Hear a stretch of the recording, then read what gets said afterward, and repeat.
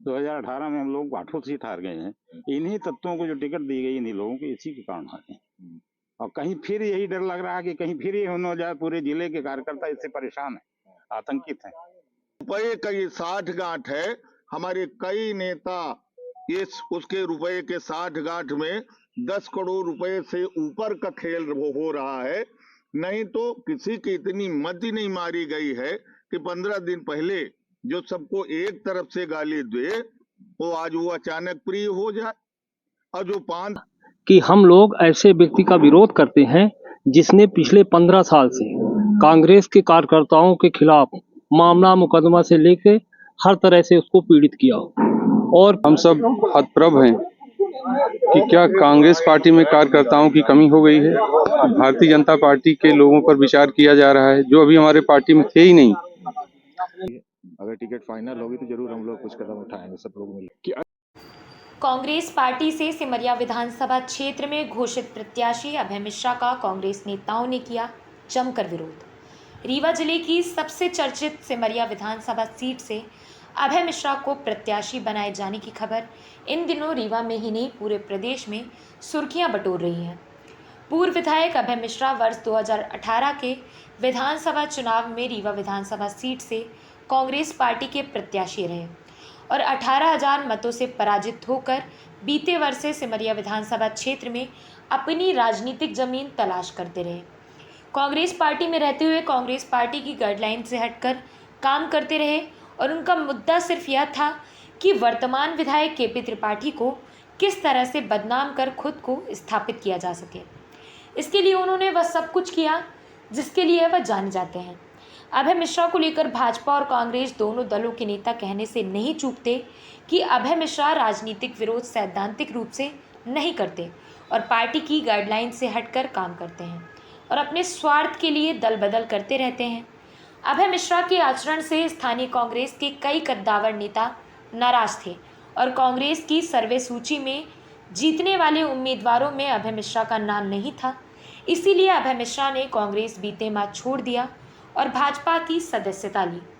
लेकिन भाजपा में भी उन्हें आभास हो गया कि वर्तमान विधायक केपी त्रिपाठी को ही भाजपा बेहतर उम्मीदवार मानती है और उन्हें ही टिकट दे रही है। तो अभय मिश्रा ने बीते दिन अपना त्यागपत्र सोशल मीडिया में वायरल किया और जुगाड़ करके कांग्रेस की टिकट हासिल करने में कामयाब रहे। कमलनाथ जी के, दिग्विजय सिंह जी के और बड़े नेताओं के यहाँ उनको इधर उधर देखा गया, फोटोग्राफ्स वायरल हुए। उससे ये लग रहा है कि एक भारतीय जनता पार्टी का आदमी आखिरकार कांग्रेस के नेताओं के घर के बगले के इधर उधर क्यों घूम रहे।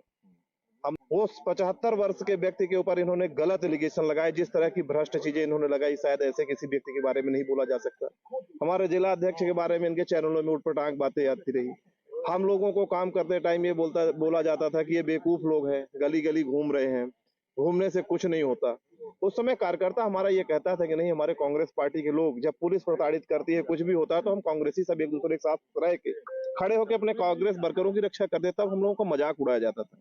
तो हम लोगों का सीधा एक बात कहना है कि कांग्रेस पार्टी कांग्रेस वर्करों की मंशा के अनुसार 8 आदमियों को टिकट दे दे, मंडलम, सेक्टर, बीएलए, मेरे बूथ कमेटी के आदमी को टिकट दे दे, जंगे की चोट पे हम लोग चुनाव लड़ेंगे और जीतेंगे।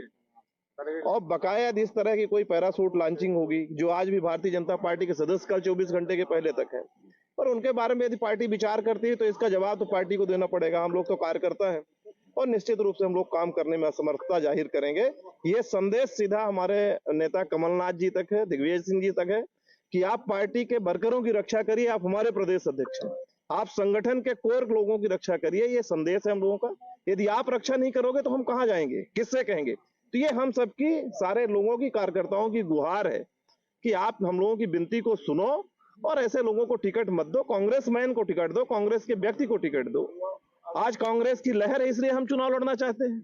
पत्र जो लिखा गया है तो ये लिखा गया है कि आज मध्य प्रदेश में कांग्रेस की लहर है और कांग्रेस को लोग वोट देना चाहते हैं, इसलिए हम चुनाव लड़ना चाहते हैं। यदि कांग्रेस को वोट नहीं देना चाहते तो फिर आप बीजेपी से लड़ना चाहते थे। तो ऐसा नहीं होना चाहिए, तो कार्यकर्ता के साथ अन्याय न हो, इसलिए हम लोग सब इकट्ठा है और हम सब साथ साथ हैं। ऐसे व्यक्ति को कांग्रेस पार्टी कतई सिमरिया में बर्दाश्त नहीं करेगी। अभी जन आक्रोश की यात्रा थी, हम सब लोग 8 लोग मिलकर जन आक्रोश यात्रा बहुत विधिवत और अच्छे ढंग से हम लोगों ने किया और ये बताया कि नेताओं से, वहां दिल्ली के भी नेता थे, संजय कपूर थे, राहुल भैया थे, सब लोग थे। हम लोगों ने बताया था कि 8 में आप किसी को दे दीजिए, जिसको दे देंगे हम सब लोग साथ में, और इस बार सिमरिया से कांग्रेस पार्टी को जिता के ले जाएंगे, आपको देंगे, सीट देंगे। तो अब यदि ऐसी स्थिति होगी तो निश्चित तौर से हम लोगों को सोचना पड़ेगा। ये पत्र हम लोगों ने 12 तारीख को लिखा था, सभी लोगों ने बात करके। जब ये हवा लगी कि कांग्रेस पार्टी भाजपा छोड़ के फिर ना ज्वाइन करना चाहता है, कांग्रेस की चूंकि सरकार बन रही है, उस सरकार को बदनाम करने के लिए, दूसरी बात इस तरह के बदनाम लोग जो हैं, एक बार अभी कांग्रेस की सरकार बदनाम लोगों के चक्कर में गंवाई गई, दोबारा भी इस तरह के लोग जो हैं वो आपस में ये बात करने के लिए, कांग्रेस को बदनाम करने के लिए, बदनाम शुदा आदमी कांग्रेस की सदस्यता न दिला रहे हैं और ये कहते हैं कि हम पैसे से टिकट खरीदे, जबकि कांग्रेस इसलिए इनको नहीं बुलाई है। ये बात जरूर है कि हमारे जो कमलनाथ जी हैं ने अभी उसको अपने घर से भगा दिया, इसके बाद भी वो पता नहीं कहां कहां से जुगाड़ करके इस तरह कांग्रेस को बदनाम करने की साजिश कर रहा है। हम लोग हैं यहाँ पर अभी भी उपस्थित हैं, हम सब लोगों ने एक पत्र लिखा और सारे ब्लॉक अध्यक्षों ने लिखा और उससे हमारे मंडल, सेक्टर और बूथ स्तर तक के पदाधिकारी सहमत हैं कि ऐसे भ्रष्ट आदमी को फिर से कांग्रेस में नहीं लेना चाहिए। ऐसे आदमी को कांग्रेस में लेने से ये मैसेज कहीं न कहीं पूरे प्रदेश में जाता है कि इसके पीछे, इसे पार्टी में लेने के पीछे आखिर क्या उद्देश्य हो सकता है। यदि हम ऐसा कहें कि लोगों की सोच ऐसी हो सकती है कि इसके पीछे केवल धन है, तो ऐसी सोच पार्टी के लिए घातक है और ऐसे में कार्यकर्ता का मनोबल टूटता है। आज हम फिर 8